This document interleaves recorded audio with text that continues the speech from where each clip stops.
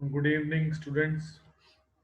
So we are meeting after a 1 week of halt. So today I will be teaching you just another small topic regarding form work and scaffolding. Okay, so let the student join the first, and we will start the lecture.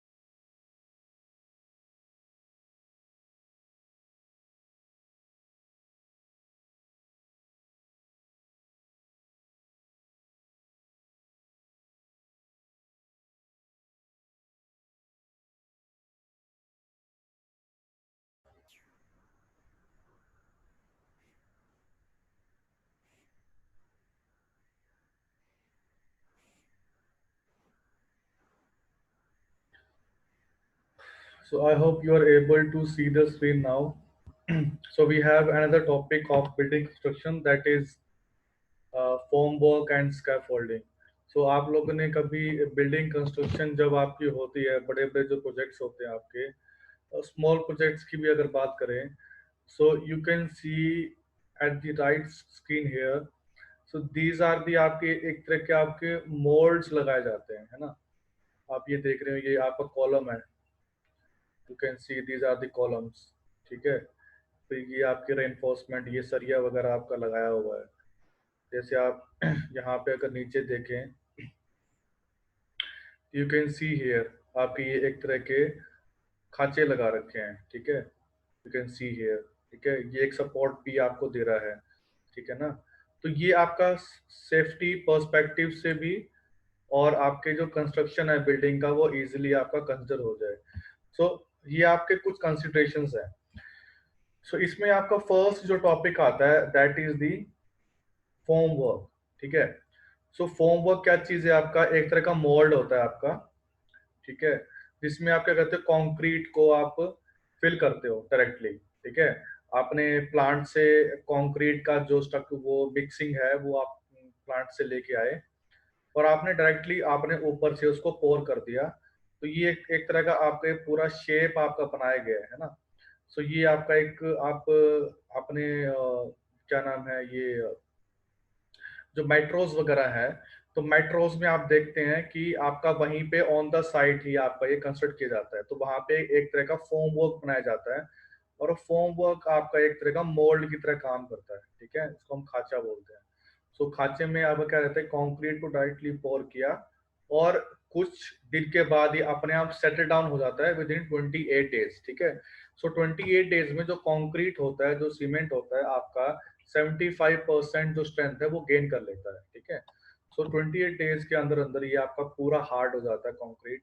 और उसके बाद इसको जो mould को आप निकाल देते हैं, तो ये आपका इजीली निकल जाता है और आपका स्ट्रक्चर रेडी हो जाता है. So this is known as the formwork. ठीक है. So you have to remember it. So in short, you can call it as it is a simply type of temporary structure which is used as a mold to for the concrete. So आपका ये vertical भी हो सकता है और आपका horizontal भी हो सकता है. So it depends on the type of structure. ठीक है. नेक्स्ट आपका आता है शटरिंग. सो शटरिंग आपने काफी बार नाम सुना होगा. तो आप कॉलम्स वगैरह जो होते हैं, ठीक है, तो आप कॉलम के बाहर, या आपके जो आयरन के होते हैं या स्टील के होते हैं, तो आप ये यहाँ पे लगाते हैं. So you can see here, ये कॉलम है, तो इसके बाहर आपने एक शटरिंग लगा दिया, और आपने ऊपर से इसको कंक्रीट डाल दिया, और ये थोड़े दिनों में अपने आप हार्ड हो जाता है. और जैसे ही आपको पता लगे ये हार्ड हो गया, तो यू कैन रिमूव इट. ठीक है. तो तो आप देखते हैं आजकल जो बिल्डिंग्स वगैरह में जो कंस्ट्रक्शन होती है, जो वॉल्स बनाई जाती है या बीम्स बनाए जाते हैं, फुटिंग्स बनाई जाती हैं, कॉलम्स बनाई जाती हैं, सो उस केस में आप शटरिंग यूज करते हैं, ठीक है। So you can call it as the type of, ये आपका फॉर्म वर्क का टाइप ही है, बट ये यूज होता है आपका कॉलम्स वगैरह में, ठीक है। Next we have the centering. So centering क्या चीज है, ये आपका एक, ये भी एक तरह का फॉर्म वर्क है और एक टेम्परेरी अरेंजमेंट होता है। सो इसमें क्या होता है, ये आपका हॉरिजॉन्टल मेंबर है, ठीक है। इसको सपोर्ट करने के लिए आप ये देख रहे हैं छोटे छोटे आप ये पोल से लगाए हुए हैं, तो इसको सिर्फ सपोर्ट करने के लिए, ताकि आपका जो ऊपर में जो कंक्रीटिंग की गई है स्लैब में, या आपकी जब हार्ड हो जाए तो इजीली ये आपका सेटल डाउन कर जाए। सो ये आपका एक तरह का टेम्परेरी अरेंजमेंट होता है और ये फोम वर्क का ही टाइप है एक तरह का, ताकि आप जो हॉरिजॉन्टल मेंबर्स है उनको सपोर्ट करने के लिए। तो यहाँ पे आप ये कहाँ यूज करेंगे, जहाँ पे आपको बीम्स बनाने होती है या जहाँ पे आपको स्लैब्स बनानी होती है, ठीक है। Next we have this staging. So staging आपका क्या रहता है, ये भी एक तरह का आपका फॉर्म वर्क होता है, ये भी आपका टाइप ऑफ फॉर्म वर्क है। सो आप ये भी इसको एज अ टेम्परेरी मेंबर ही यूज करते हैं।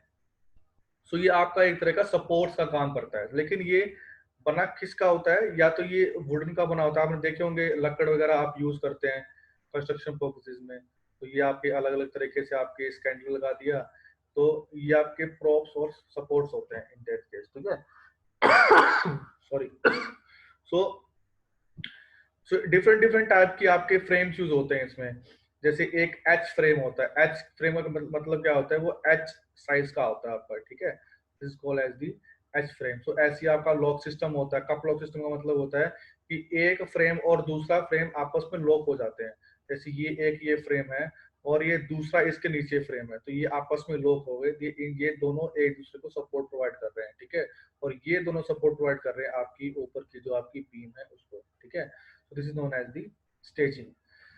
Next we have the scaffolding. So scaffolding आपके जो वर्कर्स होते हैं, जो कंस्ट्रक्शन में आपके वर्कर्स वगैरह जो काम करते हैं, सो उनकी सेफ्टी के लिए बनाया जाता है, ताकि वो पर्टिकुलरली आपकी हाइट पे, काफी ज्यादा हाइट पे वो काम कर रहा है, जो आपके जो आप वो मटेरियल जो यूज कर रहे हैं बिल्डिंग कंस्ट्रक्शन में, इजिली वो वहां पे रख सकें। सो ये आपका ये पूरा जो फ्रेमवर्क जो तैयार रेडी किया गया है इस केस में, यू कैन सी हियर। तो आपका ये स्कैफोल्डिंग है, ठीक है। तो ये आपका सेफ्टी पर्पसेस के लिए सबसे ज्यादा यूज होता है, और ताकि आपके इजिली जो लेबर्स वगैरह हैं वो आप इजिली वहां पे बिल्डिंग कंस्ट्रक्शन में वो इजिली वर्क कर सकें। So these are the some considerations that you have to taken into account in formwork and scaffolding. So आपके कुछ functions वगैरह भी इसमें आते हैं आपके scaffolding में। So इसमें आपका सबसे पहले जो फंक्शन जो आता है इसका फॉर्मवर्क का, जो फॉर्मवर्क जो आप रेडी करते हैं। सो सबसे पहले की टेक्निकल रिक्वायरमेंट्स होती है फॉर्मवर्क की। सो ऑब्वियसली आपको जैसा आपको स्ट्रक्चर रेडी करना है उसका आपको साइज होना चाहिए, उसका शेप आपको पता होना चाहिए, और उसकी आपको लोकेशन डिसाइड करनी है कि क्या वो उस लोकेशन पे इजीली वो पोर आउट हो सकता है कि नहीं हो सकता है, ठीक है। सो एज पर द ड्राइंग क्राइटेरिया, सो आपके पास जो डिजाइन ड्राइंग्स हैं बिल्डिंग की, तो उसके हिसाब से आप वो फॉर्मवर्क रेडी करवाएंगे, ठीक है। ऑब्वियसली आपका जो फॉर्मवर्क होगा वो बड़ा होगा as compare to the original structure that you going to build out. Then we have to आपको केयरफुली सिलेक्ट करना होता है जो भी आप सरफेस जो आप वहां पे यूज कर रहे हैं। तो ऐसा नहीं है कि आपने जो फॉर्म वर्क आप रेडी कर रहे हैं वो सरफेस जो है जहाँ पे वो रेडी होगा वो आपका मतलब अनड्यूलेटेड है। सो आपको वो एरिया भी आपको प्रॉपर तरीके से चूज करना है, और आपको फ्रेश कंक्रीट वहां पे यूज करना है। उसका मतलब क्या चीज है कि ऐसा नहीं है कि आपने कंक्रीट का मिक्सिंग मतलब प्लांट में किया है और उसके आप काफी देर बाद आप उसको पोर कर रहे हैं, तो वो पोर होगा नहीं क्योंकि वो हार्ड हो जाएगा, ठीक है। तो आपको जैसे ही आप मतलब प्लांट में मिक्सिंग हुई और प्लांट में मिक्सिंग करने के बाद डायरेक्टली आप उसको साइड पे लेके आएंगे, और यहाँ पे देख सकते हैं कि ये यहाँ पे कंक्रीट बिछा दी गई है और ये इसको सेटल डाउन कर रहे हैं, ठीक है। ये आपका रेनफोर्समेंट का पूरा जाला बनाया हुआ है, ठीक है। और उसके साथ साथ ये एक वाइब्रेटर भी यूज करते हैं। वाइब्रेटर इसलिए यूज करते हैं ताकि जो कंक्रीट में जो वर्ड्स बनते हैं पानी की वजह से वो सारे सेटल डाउन हो जाए, ठीक है। सो उसमें फिर ब्लीडिंग ना हो।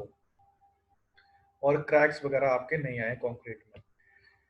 फिर आपका होता है कि आपको जो फोम वर्क वगैरह है, आपको सबसे ज्यादा इंपॉर्टेंट पार्ट ये है फोम वर्क में कि आपके जो कंक्रीट स्ट्रक्चर है उसमें जो एजिस जो होते हैं आपके, ठीक है, जो कॉर्नर वगैरह होते हैं, उसका हमें सबसे ज्यादा ध्यान रखना पड़ता है। जब आप फोम वर्क को हटाते हैं तो उस केस में सबसे ज्यादा आपको एहतियात बरतना पड़ता है। So in that case you can see here, so आपको जो पैनल्स वगैरह जो आप बनाते हैं वो भी आपको प्रॉपरली कनेक्ट करने पड़ते हैं, उसको टाइट करना पड़ता है फोम वर्क को, तभी वो एक पर्टिकुलर शेप गेन करेगा as per your drawing. Then we have the functional requirements of formwork. So obviously आप उसको लिफ्ट करेंगे, आपको साइड से एक साइड से दूसरी साइड पे आपको लेके जाना है। सो आप यहाँ पे देख सकते हैं ये आपका फ्रेम तैयार हो रहा है। तो ये आपका एक इक्विपमेंट है, ये मशीन है, तो ये इसने यहाँ से इसको सेटल डाउन करके और इसको यहाँ पे फ्रेम लाने की कोशिश की गई है। सो यहाँ पे क्या होगा कि ये फ्रेम है, तो इसमें एक वॉल बनाई जाएगी, तो ये वॉल के लिए आप ये यूज कर रहे हैं। So you have to consider these considerations. अच्छा, आपका एक सबसे इंपॉर्टेंट पार्ट इसमें ये आता है कि जब भी आप इसको डिसमेंटल करेंगे, ठीक है, सो ऐसा नहीं है कि आपने उसको टाइट कर दिया है, बट वो इजीली डिसमेंटल होना चाहिए। जबरदस्ती उसको डिसमेंटल नहीं करना है, ठीक है। वो क्यों नहीं करना है? क्योंकि आपका जो कंक्रीट जो स्ट्रक्चर है जो आपका रेडी हो चुका है फॉर्मवर्क लगाने के बाद, वो डिस्टर्ब नहीं होना चाहिए। ऐसा नहीं कि उसमें क्रैक्स वगैरह आ गए हैं तो उसका कोई बेनिफिट नहीं हुआ, तो उसमें आपका नुकसान है, क्योंकि आपका लॉन्ग टाइम वो स्ट्रक्चर चल नहीं पाएगा। इसलिए then we have the economic requirements. Obviously आपको जो सबसे सस्ते मटेरियल जो हैं वो आपको यूज करने हैं, क्योंकि आपका जो फोम वर्क का जो रिक्वायरमेंट है वो भी काफी मतलब इकोनॉमिक नहीं होता है। तो इसलिए आपको ऐसा मटेरियल यूज करना है जो ज़्यादा महंगा ना हो और आपका इजीली आपका कंस्ट्रक्ट हो जाए। ऑब्वियसली आपको लेबर कॉस्ट भी इसमें कम रहती है, ठीक है। आपको क्या करना होता है, सिर्फ आपको एक ठेकेदार हायर करना पड़ता है और वो फ्रेम वर्क वगैरह का साइज आपको उसको बताना होता है कि मुझे ये स्ट्रक्चर बनाना है, तो इसका ये फॉर्म वर्क आपको तैयार करना है, तो वो रेडी करा के और वहां पे आपको इंस्टॉल करवा के देता है, और फिर आप अपनी कॉन्क्रीटिंग उसमें आप वहां पे कर सकते हैं। फिर सबसे मोस्ट इम्पोर्टेंट पार्ट वो आपका है सेफ्टी। सो आपको वर्कर्स जो वहां पे काम कर रहे हैं उसकी सेफ्टी आपको सबसे ज्यादा इम्पोर्टेंट है, कि उनका हेल्थ सेफ्टी और हाइजीनिक जो उनका सेफ्टी है वो आपको ध्यान में रखना है, कि आपके कुछ इश्यूज वगैरह तो नहीं है वहाँ पे, जो लेबर्स वगैरह वहाँ पे जो काम कर रही है। और आपका जो कंस्ट्रक्शन का जो डिले है, अगर आप फोम वर्क को आप ट्रांसपोर्ट करते टाइम किसी वर्कर की डेथ वगैरह हो जाती है या कोई एक्सीडेंट हो जाता है, तो आपको वो सब चीजें ध्यान रखनी चाहिए, नहीं तो आपकी ऑब्वियसली कॉस्ट इंक्रीज होगी प्रोडक्ट की इन दैट केस। फिर आपको जो इमरजेंसी एस्केप रूट आपको प्रोवाइड करना है, कि बाय चांस अगर कोई इश्यू आ जाता है साइट पे, तो आपको एक एस्केप रूट आपको प्रोवाइड करना बहुत ज़रूरी है। देन आपको इमरजेंसी रिस्पॉन्स पे अगर बाय चांस किसी को इंजरी हो जाती है किसी वर्कर को, तो आपको उसके उनके लिए आपको एक तरीके से आपको इमरजेंसी गाइडलाइंस वहाँ पे जारी करनी बहुत ज़रूरी है। एम्बुलेंस वहाँ पे होनी चाहिए ताकि उनको on the spot first aid मिल सके। So these are the some functions and requirements of the homework, ठीक है। so मैं ये जो इसका लिंक है वो मैं गूगल क्लासरूम में शेयर कर दूंगा। so this is all for today's now, so if anyone is having any query he or she can ask me, because बहुत simple है, it's not a big deal।